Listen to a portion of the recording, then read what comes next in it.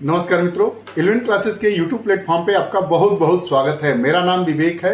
अभी 10 नवंबर 2024 को भारत के जो वर्तमान मुख्य न्यायाधीश है वह रिटायर हो जाएंगे, सेवानिवृत्त हो जाएंगे। 11 नवंबर 2024 को नए भारत के मुख्य न्यायाधीश के रूप में जो शपथ लेंगे उनकी नियुक्ति राष्ट्रपति द्रौपदी मुर्मू के द्वारा कर दी गई है।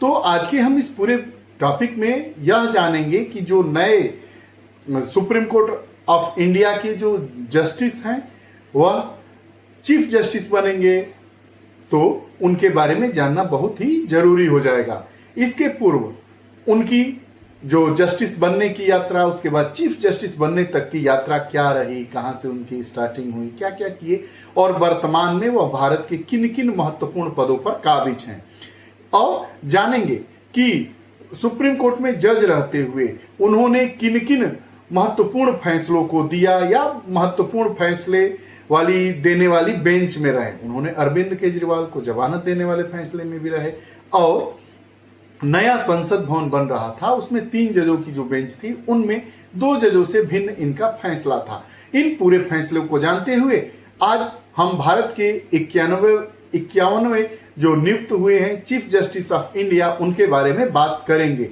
तो वीडियो सेशन को तो प्रारंभ करेंगे ही, लेकिन उसके पहले अगर आप हमारे चैनल 11 क्लासेस को नहीं सब्सक्राइब किए हैं तो कृपया चैनल को सब्सक्राइब करिए, बेल आइकन का बटन दबाइए ताकि जो भी वीडियोस आए उसका नोटिफिकेशन आप तक पहुंचे और आप उसका लाभ उठा सके। आइए बात करते हैं, वीडियो सेशन की तरफ वापस आते हैं और टाइटल को समझते हुए आगे बढ़ते हैं। 51वें मुख्य न्यायाधीश खन्ना, जिनके फैसलों ने बदल दी तस्वीर। जानिए सब कुछ, वो कौन कौन से फैसले थे, महत्वपूर्ण फैसले थे, क्या क्या उससे बदलाव हुआ, चाहे वो धारा 370 थी या इलेक्टोरल बॉन्ड था, इसके अलावा वह कौन कौन से फैसले थे। आइए इन पर हम गहनता से बात करते हैं और जानते हैं कि जस्टिस संजीव खन्ना के 91वें चीफ जस्टिस बनने तक का सफर। जो जस्टिस संजीव खन्ना है वह भारत के 51वें 51 चीफ जस्टिस ऑफ इंडिया नियुक्त हो गए हैं। 11 नवंबर 2024 को वह राष्ट्रपति द्रौपदी मुर्मू जी के द्वारा शपथ ग्रहण करेंगे। खबर को जानेंगे, जस्टिस संजीव खन्ना के पूरे सफर को जानेंगे और जस्टिस संजीव खन्ना के जो अहम फैसले हैं या उस बेंच में जिस बेंच ने अहम फैसले सुनाए उसमें इनका क्या मत था, इनको भी हम जानेंगे।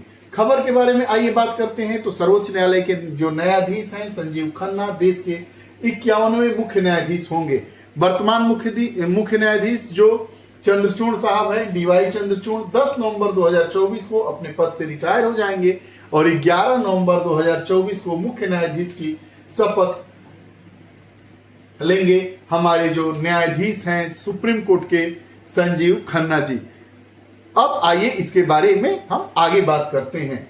संजीव खन्ना शपथ लेंगे। जस्टिस खन्ना का जो कार्यकाल होगा वह 6 महीने से थोड़ा ज्यादा होगा। 13 मई 2025 को यह रिटायर हो जाएंगे, अर्थात 13 मई 2025 तक का इनका कार्यकाल होगा।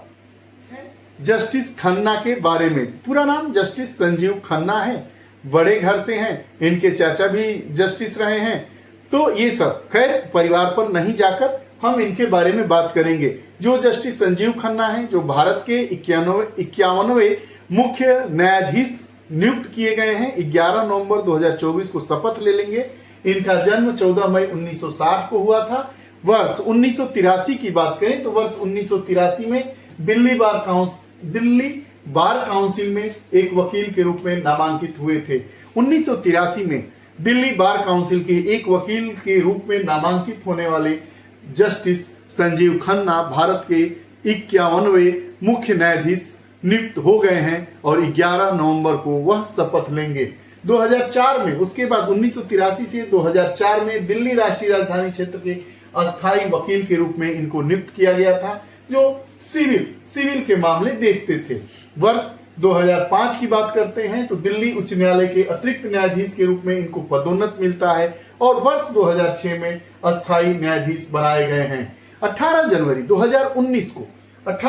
2019 को भारत के सर्वोच्च न्यायालय के न्यायाधीश के रूप में इनकी पदोन्नति होती है और 17 जून 2023 से 25 दिसंबर 2023 तक supreme court legal service committee के अध्यक्ष भी ये रहते हैं। 17 जनवरी 2019 तक यह दिल्ली हाई कोर्ट के जज रहते हैं। उसके बाद इनका प्रमोशन होता है। 18 जनवरी 2019 को भारत के सर्वोच्च न्यायालय में न्यायाधीश के रूप में पदोन्नति इनको मिलती है। वर्तमान में ये क्या है, आइए इनके बारे में बात करते हैं। राष्ट्रीय विधिक सेवा प्राधिकरण, जो राष्ट्रीय विधिक सेवा प्राधिकरण होता है उसके कार्यकारी अध्यक्ष हैं जस्टिस संजीव खन्ना। वर्तमान में इन प्रेजेंट जो राष्ट्रीय विधिक सेवा प्राधिकरण होता है उसके कार्यकारी अध्यक्ष हैं। और साथ ही साथ यह राष्ट्रीय न्यायिक अकादमी जो भोपाल है कि भोपाल के गवर्निंग काउंसिल के सदस्य भी हैं। राष्ट्रीय विधिक सेवा प्राधिकरण के कार्यकारी अध्यक्ष के साथ ही साथ राष्ट्रीय न्यायिक अकादमी भोपाल की गवर्निंग जो काउंसिल होती है उसके मेंबर भी है। अब आइए जानते हैं कि इनके द्वारा जो अहम फैसले हैं उन और अहम केस जिसमें इन्होंने अहम फैसले दिए हैं, जिसने कई स्थिति को ही बदल के रख दिया है। जो 5 अहम फैसले थे उसमें पहला नंबर आता है इलेक्टोरल बॉन्ड केस का। इलेक्टोरल बॉन्ड केस जिस बेंच के द्वारा इस केस को देखा जा रहा था, उस बेंच के एक जज थे हमारे जस्टिस संजीव खन्ना उस बेंच में शामिल थे जिसने 2024 के एक ऐतिहासिक फैसले में इलेक्टोरल बॉन्ड को असंवैधानिक करार दिया गया था। इस बेंच में जस्टिस डीवाई चंद्रचूड़ जी थे, संजीव खन्ना थे, बीआर गवई थे, जस्टिस जेबी पारदीवाला थे और मनोज मिश्रा थे।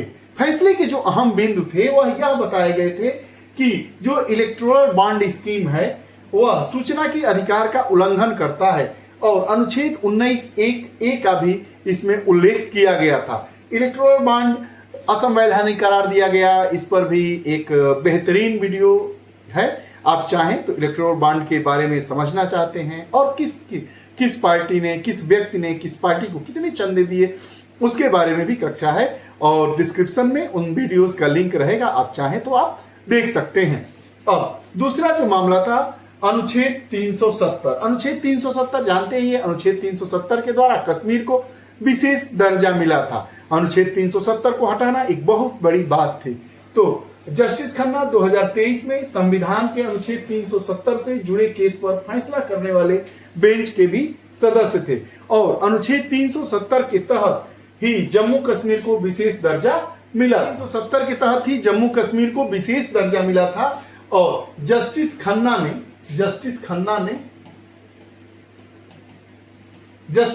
ने कहा था कि जो हमारा अनुच्छेद 370 है वह संघवाद के अनुरूप नहीं है, इसे खत्म करने से भारत के संघीय ढांचे पर कोई असर नहीं पड़ेगा। जानते हैं कि भारत हमारा कैसा है, संघात्मक व्यवस्था वाला देश है, तो इसके संघात्मक ढांचे पर कोई असर नहीं पड़ेगा अगर हम 370 धारा को खत्म कर देंगे। तो यह बयान किसका था, यह फैसला किसका था? तो जस्टिस संजीव खन्ना का, जो भारत के 51वें मुख्य न्यायाधीश नियुक्त किए गए हैं। और साथ ही साथ जो हमारा अनुच्छेद 370(3) है, अनुच्छेद 370(3) के तहत राष्ट्रपति को 370वां जो अनुच्छेद है को निष्प्रभावी करने का भी अधिकार है। अनुच्छेद 370(3) के तहत राष्ट्रपति अनुच्छेद 370 को निष्प्रभावी कर सकता है। अगला जो मामला था इनके द्वारा जो आया था वो वीवीपैट के 100% वेरिफिकेशन का मामला था। यह मामला एडीआर से जुड़ा हुआ था। एडीआर मतलब association for democratic reforms, association for democratic reform. आइए मामले को जानते हैं। वर्ष 2024 की बात है। एसोसिएशन फॉर डेमोक्रेटिक रिफॉर्म जिसको हम एडीआर कहते हैं, एडीआर बनाम भारत निर्वाचन आयोग के फैसले में जस्टिस खन्ना की बेंच में ईवीएम पर डाले गए वोटों के 100% वीवीपैट वेरिफिकेशन की मांग करने वाली एडीआर की याचिका को ही इन्होंने खारिज कर दिया था कि जो वीवीपैट है उसके तहत 100% आप वेरिफिकेशन जांचा जाए, ऐसी याचिका एडीआर के द्वारा सुप्रीम कोर्ट में डाली गई थी और जस्टिस खन्ना की बेंच में था। तो जस्टिस खन्ना वाली बेंच ने इसको क्या कर दिया, सिरे से खारिज कर दिया। और जस्टिस खन्ना ने यह भी कहा कि लोकतंत्र सामंजस्य बनाए रखने के लिए होता है और आंख मूंद कर चुनाव की प्रक्रिया पर भरोसा न करना करने से बिना कारण शक पैदा हो सकता है।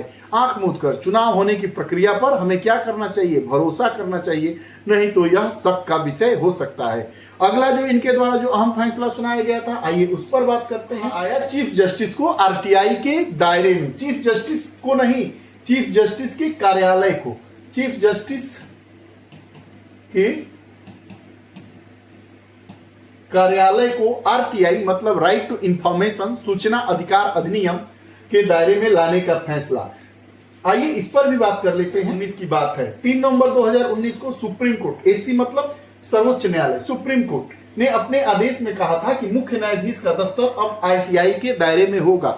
जो फैसला दिया गया था कि जो मुख्य न्यायाधीश है, चीफ जस्टिस ऑफ इंडिया का जो दफ्तर है, कार्यालय है, उसको आरटीआई के दायरे में लाने का फैसला यह जस्टिस खन्ना की बेंच ने दिया था। वही बात है कि 3 नवंबर 2019 को सुप्रीम कोर्ट ने अपने आदेश में कहा था कि जो मुख्य न्यायाधीश हैं, उनका जो दफ्तर है, उनका कार्यालय है, अब आरटीआई के दायरे में होगा। और दिल्ली हाई कोर्ट का जो फैसला था उसको इन्होंने बरकरार रखते हुए अदालत में कहा था कि पारदर्शिता से न्यायिक आजादी प्रभावित नहीं होती है। अगर हम पारदर्शी रहेंगे तो इससे न्यायिक आजादी कहीं भी प्रभावित नहीं होगी। जिस बेंच ने यह फैसला सुनाया था उसमें हमारे उस बेंच के हिस्सा थे जस्टिस संजीव खन्ना साहब। इनके द्वारा अहम फैसला सुनाया गया था वो सेंट्रल विस्टा प्रोजेक्ट की बात की गई है, जिसके तहत नए संसद भवन का निर्माण हुआ है। सेंट्रल विस्टा, जब संजीव खन्ना ने दिया बेंच से अलग फैसला, आइए इस मामले को भी जानते हैं। सेंट्रल विस्टा जो प्रोजेक्ट था उसके तहत नए संसद भवन का निर्माण हुआ है। बात है सुप्रीम कोर्ट ने सेंट्रल विस्टा प्रोजेक्ट को जनवरी 2021 में अनुमति दी थी। इस प्रोजेक्ट के तहत बाकी निर्माण के अलावा दिल्ली में नया संसद भवन भी बनाया गया था। बेंच के 3 सदस्य थे, अर्थात 3 बेंचीय सदस्य था, जिसमें एक जस्टिस खन्ना थे, जस्टिस खनविलकर थे और जस्टिस दिनेश माहेश्वरी शामिल थे। अब आइए जानते हैं कि यह जो जस्टिस संजीव खन्ना है, यह दोनों जो उस बेंच के जजेस होते हैं उनसे अलग फैसला देते हैं और उनका फैसला क्यों महत्वपूर्ण और सुर्खियों में था और उन्होंने क्या फैसला दिया था, कौन सी बात कही थी, आइए इसको भी हम जानते हैं। जस्टिस खनविलकर और दिनेश माहेश्वरी ने सेंट्रल विस्टा प्रोजेक्ट की अनुमति दी थी, जबकि जस्टिस संजीव खन्ना ने इसके खिलाफ अपना फैसला सुनाया था। 3 जजों की बेंच थी। 2 जज सेंट्रल विस्टा प्रोजेक्ट के पक्ष में अपना फैसला दिए थे, जबकि जस्टिस संजीव खन्ना ने इसके विपक्ष में फैसला दिया था। अब इनकी आपत्ति क्या थी? इनकी आपत्ति यह थी कि संजीव खन्ना ने जमीन के प्रयोग में बदलाव को लेकर आपत्ति जताई थी कि जो जमीन के प्रयोग का बदलाव है, जमीन के प्रयोग में बदलाव पर इनकी आपत्ति थी। जस्टिस खन्ना ने जमीन के इस्तेमाल में बदलाव पर दिए गए फैसले से असहमत जताया था और उन्होंने कहा था कि इस केस में हेरिटेज कमेटी की पहले अप्रूवल होना चाहिए। जो हेरिटेज कमेटी मतलब जो हमारी विरासतें हैं उससे संबंधित जो समितियां हैं उसका अप्रूवल पहले होना चाहिए था। अपने फैसले में जस्टिस खन्ना ने लिखा था, स्पेलिंग मिस्टेक है, जस्टिस खन्ना ने लिखा था, क्या लिखा था कि चूंकि जस्टिस एएन खनविलकर के साथ जनता की हिस्सेदारी, कानूनी प्रावधानों की व्याख्या, हेरिटेज कमेटी की अप्रूवल ना होने और एक्सपर्ट अप्रेजल कमेटी के आदेश को लेकर मेरा दुराव है, लिहाजा मैं इससे अलग फैसला, मतलब हमारा इस फैसले से असहमत का फैसला लिया है। इन्होंने जो फैसला दिया है उससे इनके असहमत का फैसला है। ये रहा इनके फैसलों को अगर हम देखें तो यह कुछ अलग हटकर फैसला देने वाले जज हैं। 51वें मुख्य न्यायाधीश के रूप में इनका कार्यकाल 6 महीने से कुछ दिन ज्यादा है। ये अपने कार्यकाल में क्या क्या अहम फैसले देते हैं इन पर गौर करना होगा, यह तो भविष्य के गर्भ में छुपा होगा। लेकिन इनके पूर्ववर्ती फैसलों ने यह सिद्ध कर दिया कि पर्यावरण के प्रति इनके मन में बहुत ज्यादा भाव है और यह चाहते हैं कि भारत एक पर्यावरण समृद्ध राष्ट्र के रूप में विश्व में अपनी उपस्थिति हमेशा दर्ज कराए। ये रहा भारत के नियुक्त 51वें मुख्य न्यायाधीश संजीव खन्ना जी के बारे में। 10 नवंबर 2024 को हमारे जो वर्तमान मुख्य न्यायाधीश है चंद्रचूड़ साहब, वह रिटायर हो रहे हैं। 11 नवंबर 2024 को जस्टिस संजीव खन्ना जी मुख्य न्यायाधीश, भारत के मुख्य न्यायाधीश की शपथ लेंगे और इनकी नियुक्ति राष्ट्रपति द्रौपदी मुर्मू जी के द्वारा कर दी गई है। ये रहा पूरा मामला। आपको हमारा वीडियो सेशन कैसा लगा कमेंट बॉक्स में जरूर बताइएगा। अगर आप हमसे नहीं जुड़े हैं तो कृपया 11 क्लासेस चैनल को सब्सक्राइब करिए, बेल आइकन का बटन दबाइए ताकि जो भी वीडियोस आए उसका नोटिफिकेशन आप तक पहुंचे और आप उसका लाभ उठा सके। बहुत बहुत धन्यवाद।